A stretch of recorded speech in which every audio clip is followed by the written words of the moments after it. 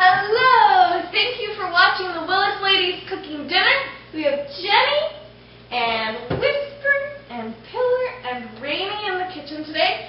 And I thought since we have a lovely bag of shredded zucchini in the fridge from our friends who have grown a lovely big zucchini, Pillar's going to get it.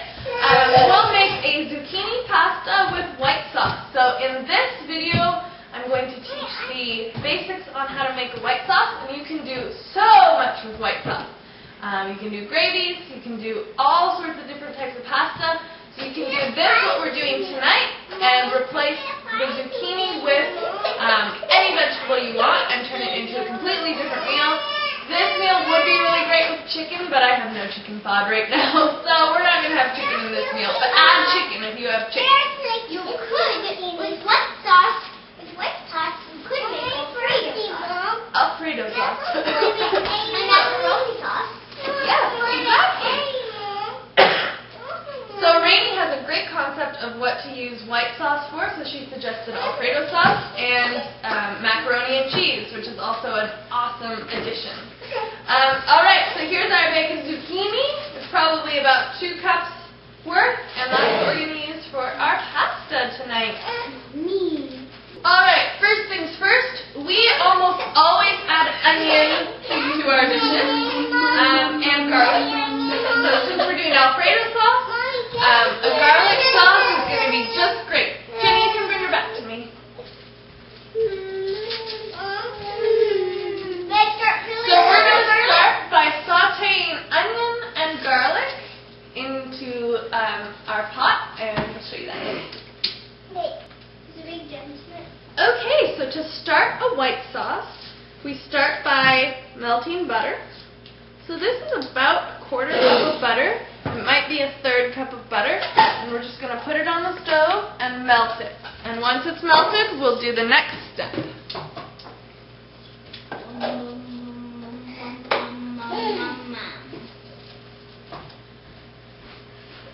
Next step is chopping up an onion and mixing 3 cloves of garlic. Alright, so right now we have Pillar on the counter getting the flour ready. That's going to be the next step in the white sauce. And we have Rainy who's peeling our cloves of garlic. And then we also have the onion over there, which I'm going to chop up in a second. We might only use half. And as you can see, I have 2 very hard workers in the kitchen, and we're missing a couple girls, Jenny and Whisper, and they're just in the other room playing. Sometimes Whisper just gets very distracted and needs a little sister to play with her, or big sister. So Jenny will be back soon, but for now she's keeping the baby busy.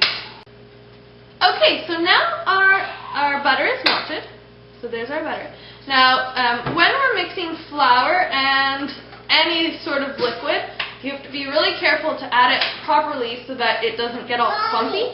So the reason why we melt the butter is so that we can make a paste with the flour, and that way our sauce won't be clumpy. It's very hard to get the clumps out when you just add flour to a liquid. Alright, so we have our melted butter. I'm going to put the onions right in with the butter. Now this step I can do before the flour only because of the whisk I have, which is here. So this is my favorite whisk. Everything can go right through, so you can stir with chunks. So if you have just a regular whisk, I would suggest sauteing the onions in a separate pan. Otherwise they'll just get all stuck in your whisk. So you can either have a whisk like this or pretend like there's no onions in this butter right now. So the next step, to make a white sauce, you need to have flour and milk. So the reason, and that makes it nice and thick and pasty. The reason why we start with butter is to get the flour into a paste first, and that way it doesn't clump up. It's really hard to mix flour into a liquid without it being all chunky. So like a paper mache. Yeah, so we want to make a paper mache-like substance. So we put almost a ½ cup of flour in there.